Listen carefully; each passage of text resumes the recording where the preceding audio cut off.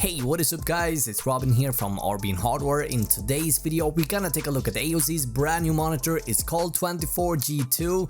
This is a 24-inch Full HD 144Hz IPS display with adaptive sync. We got G-Sync and FreeSync for just $179. Now before we look at the IPS display and the 144Hz, I kinda wanna start by focusing on the G-Sync aspect. This is one of the cheapest G-Sync monitors out there, but is it worth it? The short answer is yes, it is worth it. Now down in the video description you find all the timestamp, but first off, what is adaptive sync and what is it about it that makes it so good? Now, there are two common adaptive sync technologies available. We got G-Sync and we got FreeSync. Now, there are subtle differences between them, but the general idea here with both is to help displays fight something called screen tearing, jittering and stuttering when you're gaming. NVIDIA calls their technology G-Sync and AMD calls their FreeSync, but it basically does the same thing. Now that we got that out of the way, what is screen tearing? Right, so first and foremost, screen tearing happens to the image when gaming,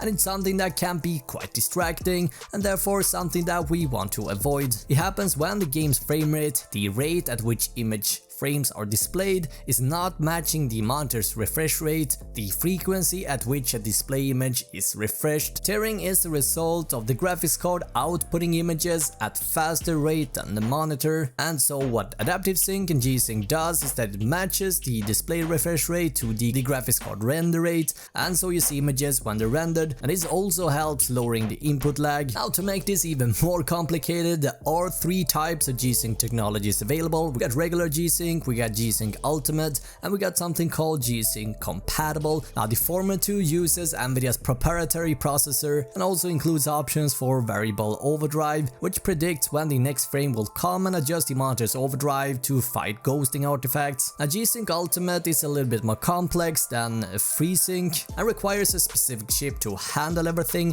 and this makes G-Sync Ultimate monitors more expensive. Now the latter one, G-Sync Compatible, is based on the open standard made by VESA, and this is the same technology that AMD uses to tackle adaptive sync as well. And speaking of AMD, again FreeSync is AMD's answer to G-Sync. Now since the start, NVIDIA has only supported adaptive sync on the more expensive monitors with its chipsets built into them, but recently they started supporting the open standard as well, making every FreeSync compatible monitor also G-Sync compatible as well. And so for a long time G-Sync has been a premium feature and only been available on a selection of expensive monitors. So in opposite to AMD FreeSync, which has always been cheaper thanks to built on the open standard, G-Sync has always been a very expensive premium feature. But again, this has now changed thanks to G-Sync compatible monitors. Now there are a few things that NVIDIA confirms can't be done on compatible displays versus regular G-Sync displays. First one is ultra low motion blur, we got overclocking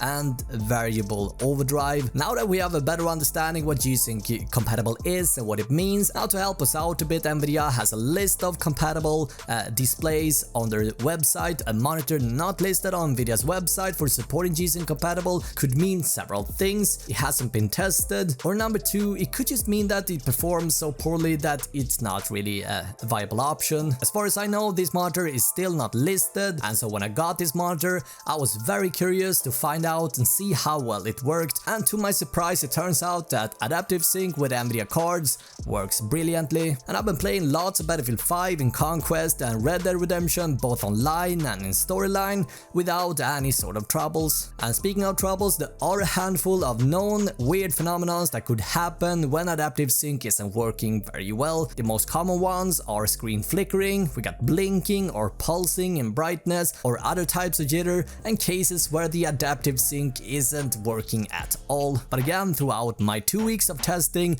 I never encountered any of these issues, and so in case you're looking for an affordable monitor that works with the adaptive sync on both NVIDIA and AMD graphics cards, this can be a very interesting budget choice. I will be going into some examples from my testing, and you will find the timestamp for that in the video video description down below. But yeah, up until this time I've reviewed a few monitors on this channel, but nothing that comes close to this one. Again, this is AOC's brand new 24-inch at 144Hz Full HD display. You might be thinking, yeah, we've seen monitors like this for years, and while you are correct on that one, what makes this monitor so unique are two things. First one is the fact that it's not using a TN panel, instead we got an IPS display, and so we got 144Hz and IPS, 1 millisecond, and secondly, it's also got AMD FreeSync, and again, it is G-Sync compatible, which works fantastic. You can run this with super silky smooth frame rate locked at 144Hz, and for more graphically intense AAA games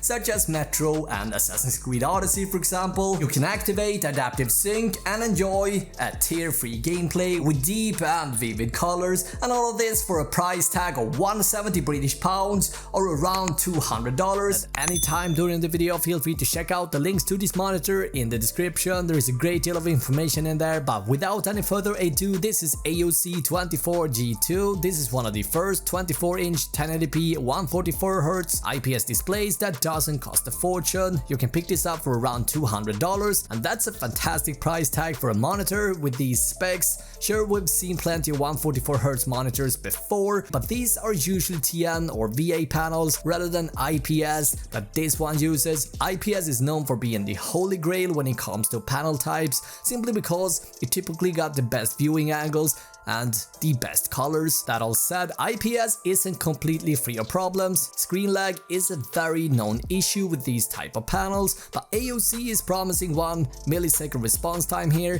and by activating the overdrive mode, setting it to medium to strong, I am unable to notice any form of smearing or ghosting effects, and I've been playing both Fortnite and CSGO, so out of the box I was pretty damn impressed with the build quality, and the colors looked pretty damn good, I'm not gonna lie. And if you want to get inside the menu system or the OSD, I'm happy to report that the menu system is quite intuitive. Navigating is however a bit of a problem. Joysticks are usually the best way to go. AOC went with buttons this time, and while you probably won't be using the menu system in this monitor too much, I always found these buttons to be very hard to navigate with, considering the price tag and knowing that this is a budget monitor.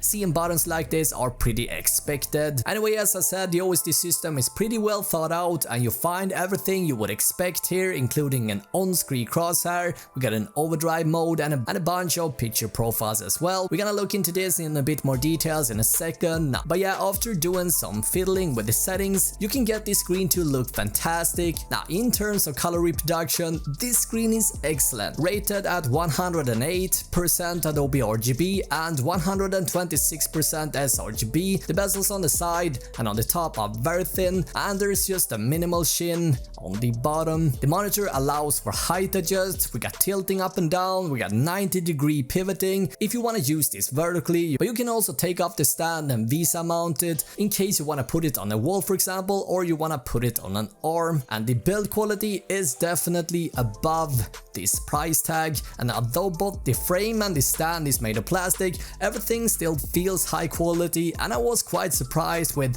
what AOC manages to pull off here, considering the low price tag for this monitor. In terms of design, it looks very sleek and it doesn't scream too much gaming, and thanks to its thin bezels, you can easily add another monitor next to it without getting the white borders in between, which is a nice bonus. In terms of input, we find a total of 2 HDMI 1.4, and this supports up to 10.2 gigabits, and this allows you to run this monitor in up to 120 Hz, and so for 144Hz you want to rely on this single display port 1.2. Furthermore, we're also getting a headphone jack as well as a USB hub with a total of 4 USB 3.0 ports, so you can hook up your phone, your gamepad, or any other USB supported device here without having to reach around the back of your computer for example. Now, speaking of the headphone jack, the monitor has built-in speakers, but as you can probably imagine, they aren't very good, so it's a nice bonus, but I highly recommend avoiding these at all costs. But yeah, with that said, let's talk a bit about the G-Sync compatibility. This is a huge selling point. Combining this with the IPS display and the fast 144Hz refresh rate makes this a very compelling monitor. As I'm making this video, Nvidia hasn't spoken out about this monitor officially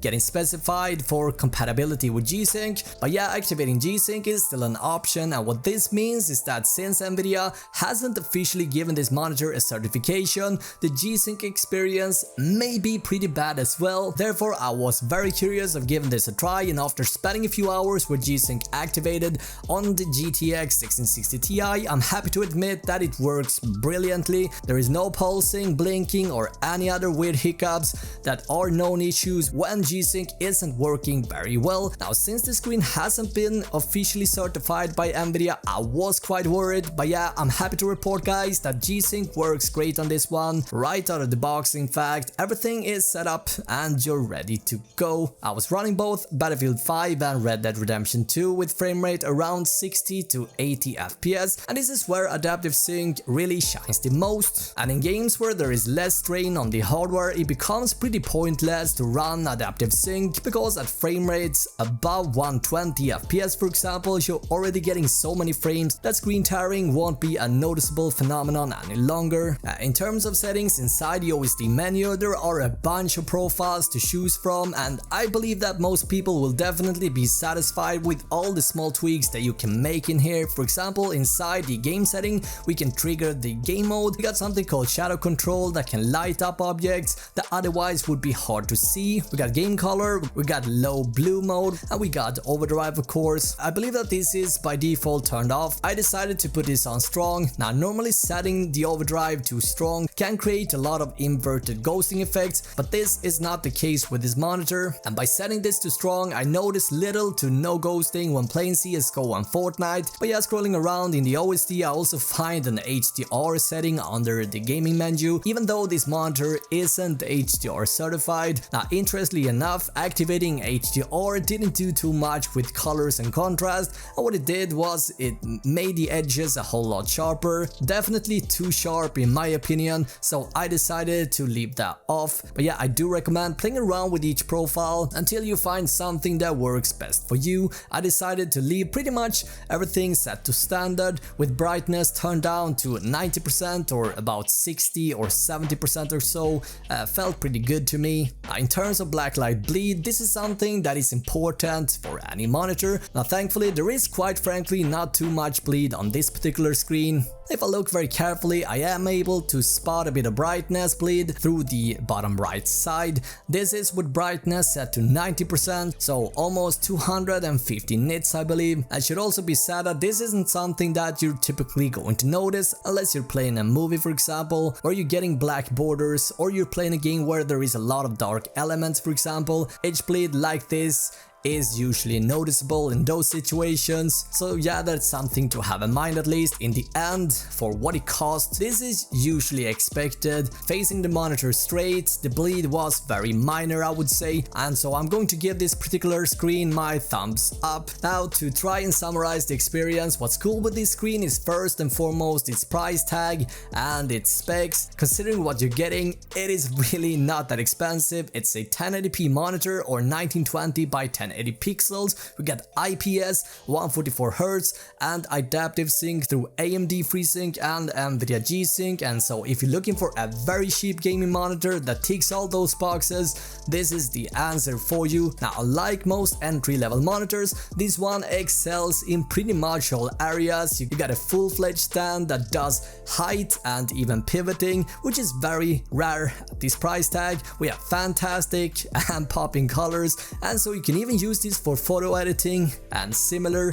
It's got a fantastic response time of just about 1 millisecond response time, 144 rapid fast refresh rate, and adaptive sync that works amazing even on Nvidia for just around $200. Guys, I cannot recommend this monitor enough. You'll find more information about it in the description below. Yeah guys, if you have any questions, please let me know in the comments below. As always, I'm gonna do my best to help you guys out. In the meantime, watch either of these two videos for more content on the channel. I want to thank you so much for sticking around this long. Until next time, have an awesome day, alright?